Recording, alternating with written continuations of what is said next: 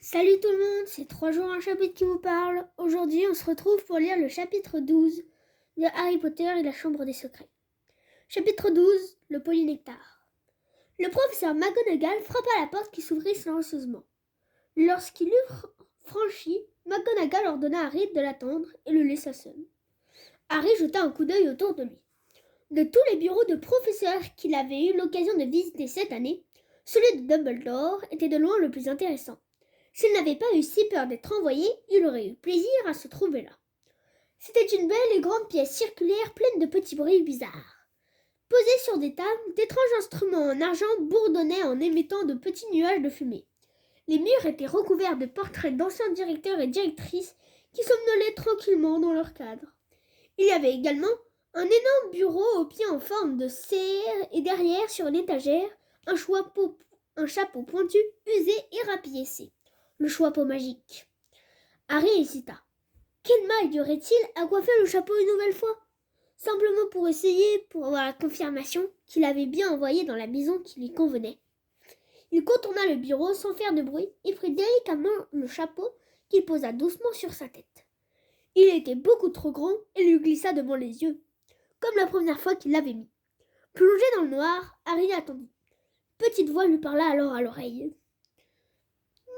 Quelque chose qui te trotte dans la tête, dit la voix. Oui, murmura Harry. Désolé de te déranger, je voulais savoir. Tu te demandes si je t'ai envoyé dans la bonne maison, dit aussitôt le chapeau. Il est vrai que le choix a été difficile, mais je maintiens ce que j'ai déjà dit. Harry sentit son cœur faire un bond dans sa poitrine. Tu aurais eu parfaitement ta place chez les Serpentards. L'estomac de Harry se contracta. Il attrapa le chapeau par la pointe et l'enleva. Ce n'était plus qu'un misérable vieux chapeau qui pendait entre ses doigts. Pris d'une sorte de nausée, Harry le reposa sur son étagère. « Tu as tort, dit-il à haute voix en s'adressant au chapeau immobile et silencieux. Le chapeau ne bougea pas. Harry fit un pas en arrière et le regarda. Un étrange caquettement, comme une sorte d'éructation, retentit alors derrière lui. Il se retourna et s'aperçut qu'il n'était pas tout seul.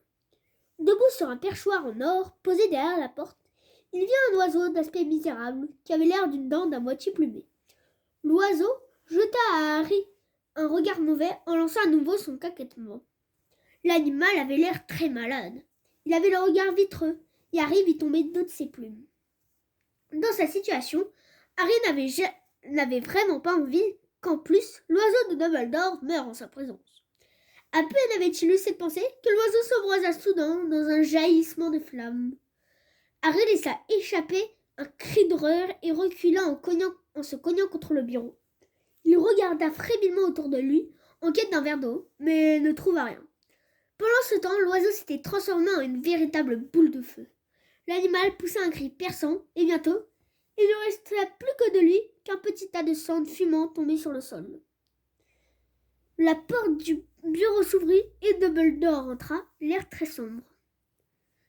Professeur, balbutia Harry, votre oiseau, je n'ai rien pu faire. Il a pris feu. À la grande surprise de Harry, Dumbledore sourit. Le moment était venu, dit-il. Il avait une mine épouvantable ces derniers temps. Je lui ai dit qu'il fallait faire quelque chose. Le visage stupéfait de Harry le fit glousser de rire. Fumsec est un phénix, Harry. Au moment de leur mort, les phénix s'enflamment et ils renaissent ensuite de leur cendre. Regarde. Harry vit alors un minuscule oisillon tout fripé sortir sa tête au milieu du tas de cendres. Il était tout aussi laid que le vieil oiseau. C'est dommage que tu l'aies vu le jour de sa combustion, dit Dumbledore en s'asseyant derrière son bureau. La plupart du temps, il est très joli, avec un magnifique plumage rouge et or. Les phénix sont des créatures fascinantes. Ils peuvent transporter des charges très lourdes et leurs larmes ont de grands pouvoirs de guérison. Ils sont très fidèles. Le spectacle de Fumsec consumé par les flammes avait fait oublier à Harry la raison pour laquelle il se trouvait là. Mais tout lui revint en mémoire lorsque Dumbledore, installé dans son grand fauteuil dictatorial, le regarda de ses yeux perçants. Mais avant que Dumbledore ait le temps de prononcer le moindre mot, la porte du bureau s'ouvrit à la volée et Hagrid surgit dans la pièce, le regard flamboyant. Son passe-montagne relevé sur ses cheveux hirsutes et tenait toujours le coq-mort à la main. Ce n'est pas Harry qui a fait ça, professeur Dumbledore, dit précipitamment Hagrid. J'ai parlé avec lui quelques secondes avant qu'on ne découvre ce malheureux garçon. Il n'aurait jamais eu le temps. Dumbledore essaya de dire quelque chose, mais Hagrid continua de tempêter en faisant des moulinets avec son coq qui répandait des plumes un peu partout dans le bureau. C'est impossible, ça ne peut pas être lui. Je suis prêt à jurer devant le ministre de la magie en personne s'il faut. Hagrid, ce n'est pas lui le coupable. Je sais bien qu'Harry n'aurait jamais... Hagrid, s'exclama Dumbledore. Je ne crois pas que Harry soit l'auteur de ces agressions. Ah, dit Hagrid en laissant retomber le coq le long de son flanc. Dans ce cas, j'attendrai dehors, monsieur le directeur. Et il sortit du bureau, l'air embarrassé. Vous me croyez pas coupable? Demanda Harry plein d'espoir, tandis que Dumbledore débarrassait de son bureau les plumes de coq qui y étaient tombées. Non, Harry, je ne crois pas, dit Dumbledore, l'air toujours aussi sombre. Mais je veux quand même te parler. Inquiet, Harry attendit. Dumbledore l'observait en silence, les mains jointes en accent circonflexe. Je voudrais savoir, Harry, s'il y a quelque chose qui te tracasse et dont tu voudrais me faire part, dit une voix douce, quel que soit le sujet. Harry ne savait pas quoi répondre. Il pensa au cri de Malfoy. Bientôt, ce sera le tour des Sandbourgs et au polynectar qui bouillonnait dans les toilettes de Mimi Géniard. Puis il pensa à la voix désincarnée qu'il avait entendue à 2 reprises et se souvint de ce que Ron lui avait dit. Entendre des voix, c'est pas bon signe, même chez les sorciers. Il pensa aussi à ce que tout le monde disait de lui et à sa grande grandissante, d'être lié d'une manière ou d'une autre à Salzar Serpentard. Alors Harry répondit « Non, professeur, il n'y a rien. » La double agression contre Justin et Nick, quasi sans tête, transforma le sentiment de malaise qui régnait jusqu'alors en une véritable panique. Étrangement, c'était le sort de Nick qui semblait inquiéter le plus les élèves. Qui donc pouvait faire subir un tel traitement à un fantôme, se demandait-on, qui avait le terrible pouvoir de faire du mal à quelqu'un qui était déjà mort. Il y eut une véritable ruée sur les réservations du Poudlard Express qui devait ramener les élèves chez eux pour les vacances de Noël. À ce rythme-là, il ne restera bientôt plus que nous, dit Ron à Harry et à Hermione. Crabbe et Goyle. Nous, Malfoy, Crabbe et Goyle. Joyeuses vacances en perspective. Crabbe et Goyle, qui faisaient toujours la même chose que Malfoy, avaient inscrit leur nom dans la liste des élèves qui souhaitaient rester au château pour les vacances. Mais Harry était content que les autres s'en aillent. Il en avait assez de voir tout le monde l'éviter dans les couloirs comme s'il s'apprêtait à cracher du venin. Il en avait assez d'entendre murmurer sur son passage et de sentir sans cesse des doigts pointés sur lui. Fred et George étaient les seuls à trouver la situation très drôle. Souvent, ils s'amusaient à précéder Harry lorsqu'il marchait dans les couloirs en criant « Faites place à l'héritier de Serpentard! Attention, sorcier très dangereux !» Percy, bien sûr, désapprouvait fermement leur conduite. « Ce n'est pas un sujet de plaisanterie, » disait-il avec froideur. « Oh, dégage, Percy !» répliquait Fred. « Harry est pressé. »« Ouais, il doit se rendre dans la chambre des secrets pour y prendre le thé avec son serpent préféré, » ajoutait George. Ginny non plus ne goûtait pas à la plaisanterie. « Arrêtez !» gémissait-elle lorsque Fred demandait à Harry d'une voix sonore à qui il comptait s'en prendre la prochaine fois, ou que George faisait semblant de vouloir écarter Harry en brandissant une grosse tête d'ail. Harry ne s'offensait pas de ces facéties. Il était même rassuré de voir que Fred et George trouvaient parfaitement ridicule qu'on puisse le soupçonner d'être l'héritier de Serpentard. En revanche, leurs faces répétées semblaient exaspérer Drago Malfoy, qui se montrait chaque fois un peu plus irrité. « C'est parce qu'il brûle de dire que c'est lui l'héritier, » dit Ron d'un air entendu. « Tu sais à quel point il a horreur que quelqu'un le surpasse en quoi que ce soit. Et comme c'est toi à qui on attribue ces horreurs, ça ne durera pas longtemps, » assura Hermione d'un ton satisfait. « Le polynectar est presque prêt. On va très bientôt faire avouer la vérité à Malfoy. » Le trimestre se termina enfin et un silence aussi épais que la neige qui recouvrait le sol s'abattit sur le château. Harry n'en était pas fâché. Les Weasley, Hermione et lui avaient la tour des Gryffondor pour eux, seuls, et pouvaient faire ce qu'ils voulaient, y compris du bruit, sans déranger personne. Fred, George et Ginny avaient choisi de rester à l'école au lieu d'aller voir Bill en Égypte en compagnie de Monsieur et Madame Weasley. Percy, lui, ne passait guère de temps dans la salle commune de Gryffondor. Il avait expliqué d'un air solennel qu'il préférait demeurer au château pendant les vacances parce qu'il était de son devoir, en tant que préfet, d'apporter son soutien aux professeurs pendant cette période troublée. Le matin de Noël, froid et blanchi par la neige, Harry et Ron, restés seuls dans leur dortoir, furent réveillés de bonne heure par Hermione qui entra en trombe. « Debout !» lança-t-elle d'une voix forte en tirant les rideaux de la fenêtre. « Hermione, tu n'as rien à faire ici, c'est réservé aux garçons !» protesta Ron, une main sur les yeux pour se protéger de la lumière du jour. « Toi aussi, joyeux Noël !» répondit Hermione en lui jetant le cadeau qu'elle lui avait apporté. « Ça fait 1 heure que je suis levée. J'ai rajouté les chrysopes dans la potion. Elle est prête maintenant. » Harry se redressa, complètement réveillé. « Tu es sûre ?»« Absolument certaine. On va pouvoir agir dès ce soir. » À ce moment, Hedwig s'engouffra par la fenêtre ouverte, un petit paquet dans le bec. « Salut !» dit joyeusement Harry, tandis qu'elle se posait sur le lit. « Tu n'es plus fâché ?» Elle lui mordit affectueusement l'oreille, et ce fut pour lui un cadeau beaucoup plus précieux que celui qu'elle lui apportait et qui était envoyé par les Dursley. Il s'agissait d'un cure-dent auquel ils avaient ajouté une lettre pour lui demander s'il lui serait possible de passer également les vacances d'été à Poudlard. Les autres cadeaux qu'Harry avait reçus pour Noël étaient beaucoup plus satisfaisants. Hagrid lui avait envoyé une grande boîte de caramels que Harry fit ramollir devant le feu avant de les manger. Ron lui avait donné un livre intitulé « En vol avec les canons », un ouvrage racontant l'histoire de son équipe de Quidditch préférée. Hermione, pour sa part, lui avait apporté des splendides plumes d'aigle. Enfin, dans le dernier paquet qui lui était destiné, Harry trouva un pullover et un gros gâteau que Madame Weasley avait fait spécialement pour lui. Il éprouva aussitôt un sentiment de culpabilité en repensant à la voiture volante que personne n'avait revue depuis sa collision avec le Saule-Cogneur et à tout ce qu'il s'apprêtait à faire d'interdit. Personne, pas même quelqu'un qui redoutait de devoir bientôt absorber du polynectar, n'aurait pu se manquer de se réjouir un soir de Noël à Poudlard. La grande salle était magnifiquement décorée. En plus des sapins aux branches couvertes de chivres et des guirlandes de gui et de houes qui se croisaient au-dessus des têtes, une neige magique tiède et sèche tombait du plafond. Dumbledore chanta quelques cantines reprises par les élèves et par Hagrid, dont la voix devenait de plus en plus tortillante à mesure que baissait le niveau de son pichet de vin. Percy, qui n'avait pas remarqué que Fred avait ensorcelé son badge de préfet, sur lequel on pouvait lire à présent « Benet », ne cessait de leur demander ce qui les faisait ricaner. Harry, resté indifférent aux remarques bruyantes et moqueuses de Drago Malfoy, faisait sur son pullover, à la table des Serpentards. Avec un peu de chance, il prendrait sa revanche sur Malfoy dans quelques heures.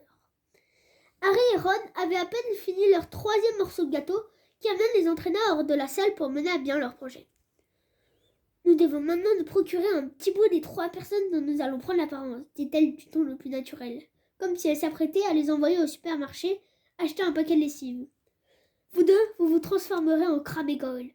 Il faudra prélever quelque chose sur eux et s'assurer qu'ils ne débarqueront pas pendant que nous interrogeons Malfoy. J'ai déjà tout organisé, poursuivit-elle sans prêter attention à leur mine stupéfaite. Elle sortit alors de son sac 2 gros gâteaux au chocolat. J'y ajoutai un somnifère. Arrangez-vous pour que Crabbe et Goyle trouvent les gâteaux sur leur chemin. Goinfres comme ils sont, ils vont sûrement les dévorer. Quand ils seront endormis, vous n'aurez qu'à leur arracher quelques cheveux. Ensuite, vous les enfermerez dans un placard pour qu'ils ne puissent pas sortir à leur réveil. Harry et Ron échangèrent un regard incrédule. Hermione, je ne crois pas que tout ça pourrait tourner très mal. Mais Hermione leur lança un regard glacé qui leur rappela celui qu'avait parfois le professeur McGonagall. La potion n'aura aucun effet sur les cheveux de Crabbe et de Goyle, dit-elle d'un ton sévère. Vous voulez interroger Malfoy, oui ou non? D'accord, dit Harry. Mais toi, à qui tu vas arracher les cheveux? J'ai déjà ce qu'il faut, répondit Hermione en leur montrant un petit flacon qui contenait un unique cheveu. Vous vous souvenez de ma bagarre avec Millicent Bulstrode au club de duel? Elle a laissé ça sur ma robe pendant qu'elle essayait de m'étrangler. Et comme elle est repartie chez elle pour Noël, il me suffira de dire au Serpentard que j'ai décidé de revenir.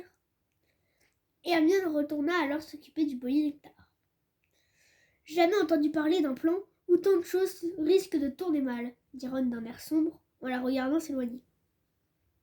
Pourtant, à la grande surprise de Ron et de Harry, La première partie de l'opération se passa aussi facilement qu'Hermione l'avait prévu.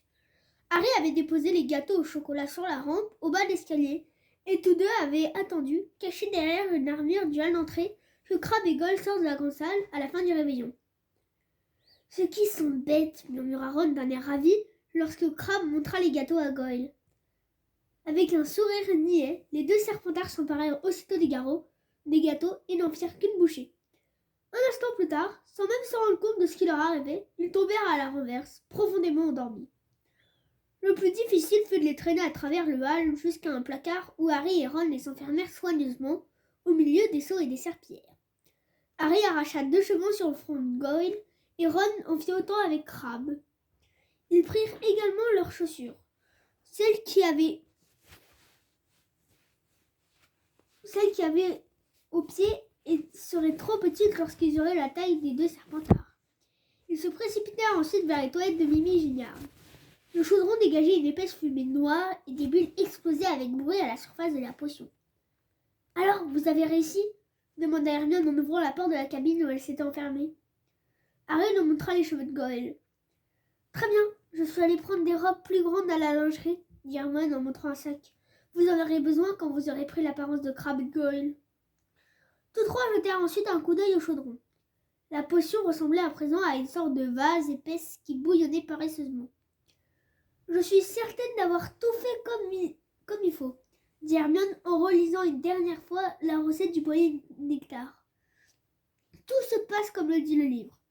Une fois que nous aurons bu la potion, nous disposerons d'exactement 1 heure avant de reprendre notre forme normale. »« Et maintenant, » murmura Ron, « on verse la potion dans 3 verres et on ajoute les cheveux. » À l'aide d'une louche, Hermione versa généreusement le polynectar dans les 3 verres qu'elle avait préparés. Puis, la main tremblante, elle laissa tomber dans l'un des verres le cheveu de Millicent Bulstrode. Le liquide se mit à siffler comme une bouilloire et se couvrit d'écume. Un instant plus tard, il avait pris une couleur jaunâtre passablement répugnante. « Perk, de l'extrait de Millicent Bulstrode !» dit Ron en regardant la mixture d'un air dégoûté. « Ça doit avoir un goût épouvantable. »« Ajoutez donc vos cheveux qu'on voit ce que ça va faire, » dit Hermione. Harry et Ron prirent chacun un verre et laissèrent tomber les cheveux de Crabbe et de Goyle. À nouveau, le liquide se mit à siffler et à écumer. Le verre de Goyle prit alors une couleur kaki, celui de Crabbe une teinte brunâtre semblable à de la boue. « Attendez, dit Harry, on ferait mieux de ne pas boire ça ici. Quand on aura la taille de Crabbe, de Goyle et de Millicent Bulstrode, on ne tiendra plus à 3 dans cette cabine. »« Ça c'est vrai, » approuva Ron en ouvrant la porte. « On n'a qu'à prendre chacun une cabine séparée. » Attentif à ne pas renverser la moindre goutte de sa potion, Harry se glissa dans la cabine du milieu. « Prêt, dit-il ? » ?»« Prêt, » lui répondirent Ron et Hermione dans leurs cabines respectives. 1, 2, 3... Harry se pinça le nez et avala la potion en 2 longues gorgées. Elle avait un goût de chou trop cuit. Il sentit aussitôt ses entrailles se tortiller comme s'il avait avalé des serpents vivants. Plié en 2, il se demanda s'il n'allait pas vomir. Puis, très vite, une sensation de brûlure se répandit dans tout son corps, depuis son ventre jusqu'à l'extrémité de ses doigts et de ses orteils. Enfin, il eut l'horrible impression de fondre comme du métal en fusion. La douleur le fit tomber par terre, pantelant, et il vit soudain ses mains s'agrandir. Ses doigts s'épaissirent, ses ongles s'élargirent et ses jointures saillirent sous sa peau. Ses épaules s'étirèrent douloureusement et une démangeaison lui indiqua que des cheveux poussaient sur son front. Sa poitrine augmenta de volume en déchirant sa robe, comme un tonneau qui aurait éclaté, et ses pieds, devenus 4 fois trop grands pour ses chaussures, subirent un véritable supplice. Puis, tout aussi brusquement, la métamorphose prit fin. Harry, allongé à plat ventre sur le sol de pierre, entendait Mimi qui gargouillait tristement à l'autre bout des toilettes. Il se débarrassa avec difficulté de ses chaussures trop petites et se releva. Voilà donc ce qu'on ressentait quand on était Goyle. D'une grosse main un peu tremblante, il ôta sa robe, qui lui arrivait maintenant bien au-dessus des chevilles, et revêtit celle qu'Hermione lui avait donnée. Il enfila ensuite les grosses chaussures de Goyle, puis passa la main dans ses cheveux coupés courts qui descendaient à présent très bas sur son front. Il se rendit compte alors que ses lunettes brouillaient sa vue. Goyle n'en avait pas besoin. Il les enleva et cria d'une grosse voix rauque. « Ça va tous les deux ?» Oui, grogna la voix de Crabbe dans la cabine d'à côté. Harry sortit de sa cabine et se regarda dans le miroir craquelé. Face à lui, Goyle l'observait de ses petits yeux ternes, profondément enfoncés dans leurs orbites. Harry se gratta l'oreille. Dans le miroir, l'image de Goyle en fit autant. La porte de la cabine de Ron s'ouvrit et ils restèrent face à face, à se contempler. À part son teint pâle et son air déboussolé, Ron était devenu exactement semblable à Crabbe, depuis la coupe au bol jusqu'au long bras de gorille. « C'est incroyable, dit Ron. » Il se regarda dans le miroir en appuyant sur le nez plat de Crabbe comme pour vérifier qu'il était bien réel. « Incroyable, répéta-t-il. « On ferait bien d'y aller, dit Harry. Il faut encore qu'on trouve la salle commune de Serpentard. J'espère qu'on tombera sur quelqu'un qui y va, qu'on puisse le suivre. » Ron le regarda attentivement. « Tu ne peux pas savoir à quel point c'est bizarre de voir Goyle réfléchir, dit-il. Il alla frapper à la cabine d'Hermione.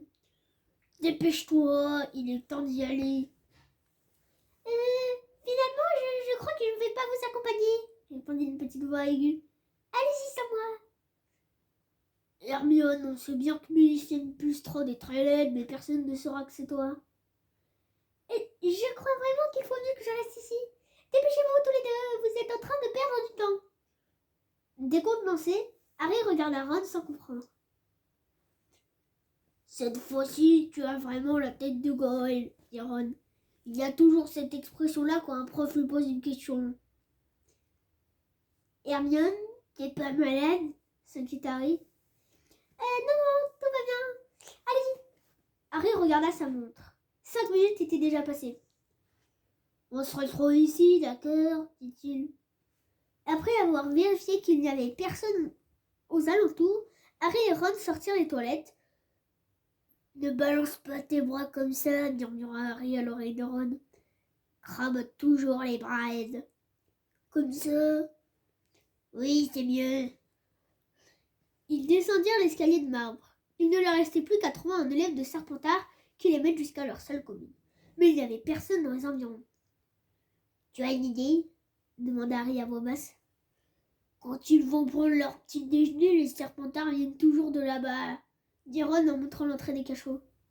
Au même instant, une fille aux longs cheveux bouclés remonta du sous-sol. Excuse-moi, dit Ron en se précipitant vers elle. On a oublié le mot de passe de notre salle commune. Pardon? Répondit sèchement la fille. Notre salle commune? Moi, je suis chez les Serres d'Aigle. Et elle s'éloigna en leur jetant un regard soupçonneux par-dessus son épaule. Harry et Ron descendirent précipitamment l'escalier, plongés dans l'obscurité.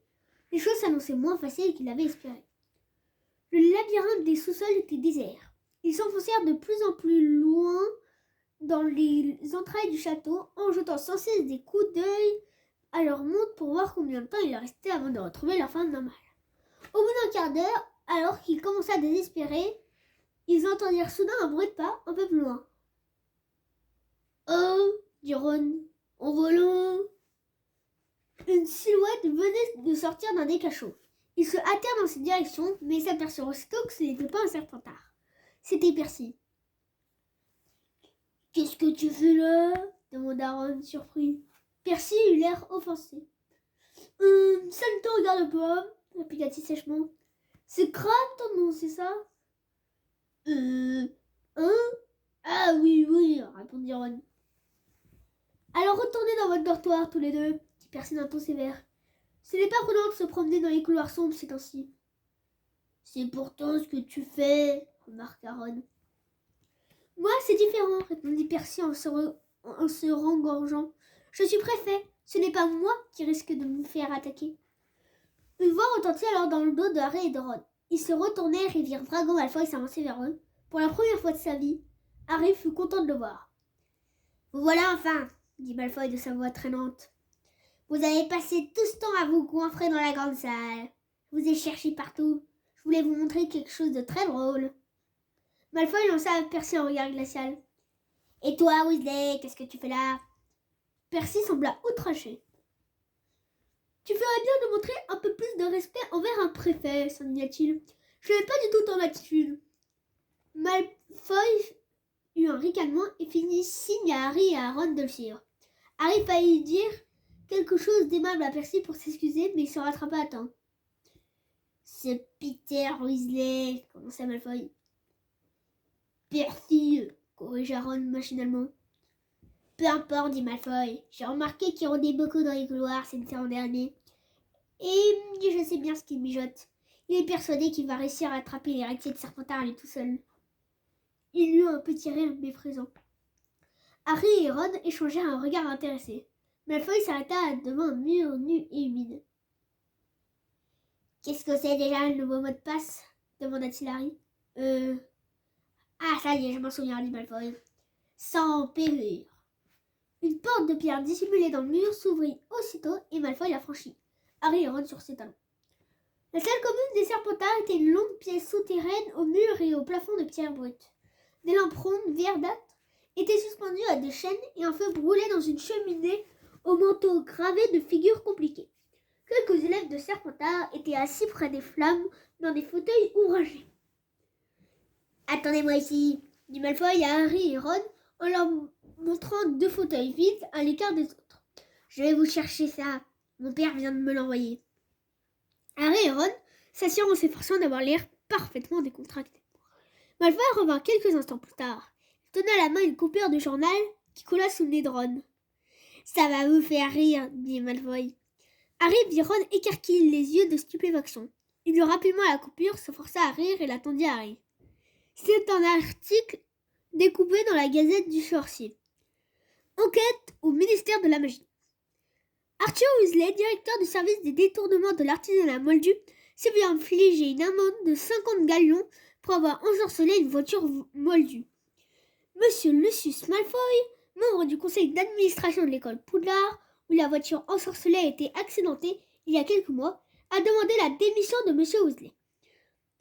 Weasley a terni la réputation du ministère, a déclaré Monsieur Malfoy à notre reporter.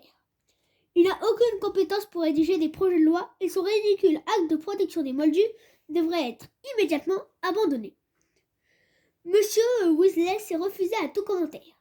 Son épouse a simplement déclaré à nos envoyés spéciaux qu'ils avaient intérêt à décamper très vite s'ils ne voulaient pas qu'elle lâche sur eux la goule de la famille. « Alors » dit Malfoy d'un air réjoui, tandis que Harry lui rendit la coupure. « C'est drôle, non ?» fit Harry d'un air sombre.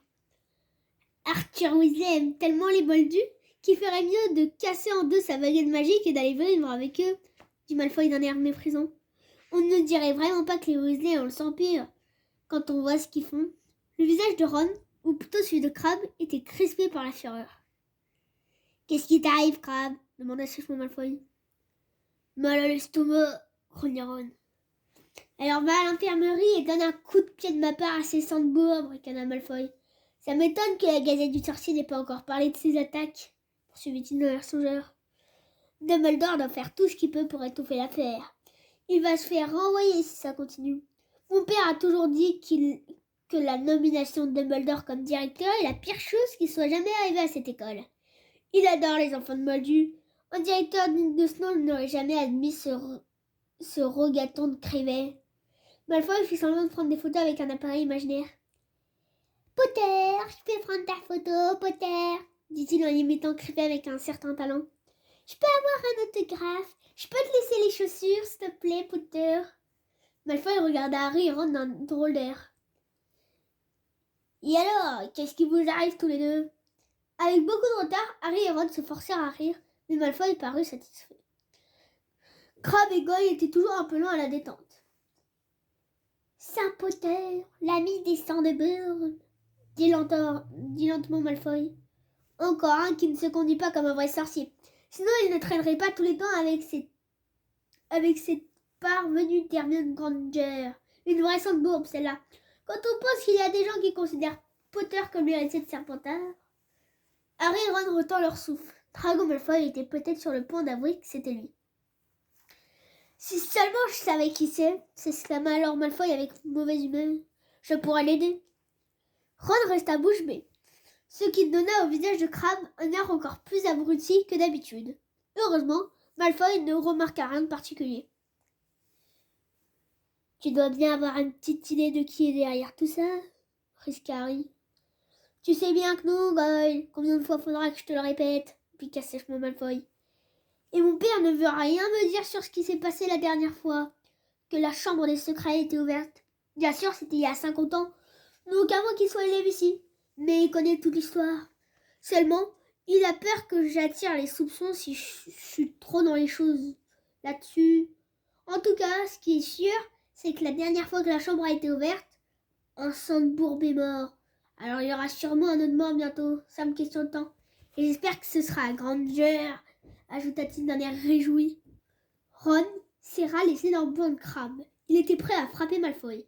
Mais Harry lui lança un regard pour l'inciter au calme. Est-ce que tu sais si la personne qui a ouvert la chambre la dernière fois s'est fait prendre? Demanda Harry. Oui, mais je connais pas son nom. On l'a renvoyé de l'école à Sir Malfoy. Il doit encore être à Azkaban. Azkaban, répéta Harry sans comprendre. Voyons, Goyle, Azkaban, la prison des sorciers, répondit Malfoy d'un air incrédule. Tu as vraiment l'esprit lent, mon pauvre vieux. Si tu continues comme ça, tu finiras par marcher à reculons. Malfoy se tortilla dans son fauteuil, l'air impatient. Mon père m'a dit de ne pas me faire remarquer et de laisser agir l'héritier de Serpentard. Il dit qu'il faut débarrasser l'école de la racaille des Sandbourg. Mais je ne dois pas m'en mêler. Il a suffisamment de soucis comme ça en ce moment. Vous êtes au courant que le ministère de la Magie a fait une perquisition au manoir la semaine dernière? Harry s'efforça de donner au visage de Goyle une expression inquiète. Eh oui, dit Malfoy. Heureusement, ils n'ont quasiment rien trouvé. Mon père possède des choses très précieuses en matière de magie noire. Mais nous aussi, on a une chambre secrète sous le parquet du grand salon. Oh, dit Ron. Malfoy lui jeta un coup d'œil. Harry également, et Ron rougit. Même ses cheveux avaient rougi, et son nez commençait à s'allonger. L'heure était presque écoulée. Ron était en train de redevenir lui-même, et d'après le regard horrifié qu'il lança, il devait en être de même pour Harry. Tous deux se levèrent d'un bond. Il faut que j'aille soigner mon estomac, grogna Ron. Et sans ajouter le moindre mot, Harry et lui traversèrent au pas de course la salle commune des Serpentards, se jetèrent sur le mur magique et se précipitèrent dans le couloir en espérant, contre toute vraisemblance, que Malfoy n'avait rien remarqué. Harry sentait ses pieds glisser dans les chaussures trop grandes de Goyle et dut relever le pas de sa robe dans laquelle il flottait à présent. Ils montèrent l'escalier 4 à 4 et arrivèrent dans le hall d'entrée où résonnaient des coups sourds provenant du placard dans lequel ils avaient enfermé Crabbe et Goyle. Ils abandonnèrent devant la porte du placard à balai leurs chaussures trop grandes et montèrent l'escalier de marbre pour rejoindre les toilettes de Mimi Géniard. « On n'a pas perdu notre temps, » dit Ron pantelant en refermant derrière eux la porte des toilettes. « On ne sait toujours pas qui a commis les agressions, mais je vais écrire à papa dès demain matin pour lui conseiller d'aller voir ce qui se passe sous le salon des Malfoy. » Harry se regarda dans le miroir craquelé. Il avait retrouvé sa tête normale. Il remit ses lunettes et Ron alla frapper à la porte de la cabine d'Hermione. « Hermione, sors de là, dit-il, on a plein de choses à dire. »« Fichez le camp !» répondit Hermione d'une petite voix aiguë. Harry et Ron échangèrent un regard surpris. « Qu'est-ce qui se passe ?» demanda Ron. « Tu as dû retrouver ton aspect normal à l'heure qu'il est. » Mimi Géniard apparut soudain, traversant la porte de la cabine. Harry ne lui avait jamais vu un air aussi réjoui. « Attendez de voir ça, dit-elle. Une véritable horreur. » Ils entendirent cliqueter le verrou et virent Hermione sortir, secouée de sanglots, le visage caché derrière un pan de sa robe. « Qu'est-ce qu'il y a ?» demanda Ron déconcerté. « Tu as toujours le nez de Millicent ou quoi ?» Hermione laissa retomber sa robe et Ron fit un pas en arrière, en manquant de tomber dans le lavabo. Son visage était entièrement recouvert d'une fourrure noire. Ses yeux étaient devenus jaunes et deux longues oreilles pointues dépassaient de ses cheveux. Ce n'était pas un cheveu Millicent, mais un poil de chat, gémit-elle. La potion est contre-indiquée pour les métamorphoses animales. Aïe, dit Ron. Tout le monde va se moquer de toi, tu vas voir, ça va être atroce, lança Mimi Géniard d'un ton joyeux. Ce n'est pas grave, Hermione, dit aussitôt Harry. On va t'emmener à l'infirmerie. Il fallut longtemps pour convaincre Hermione de sortir des toilettes. Mimi Géniard accompagna leur départ d'un grand rire moqueur. On va bien rigoler quand tout le monde s'apercevra que tu as une queue, s'exclama-t-elle ravie.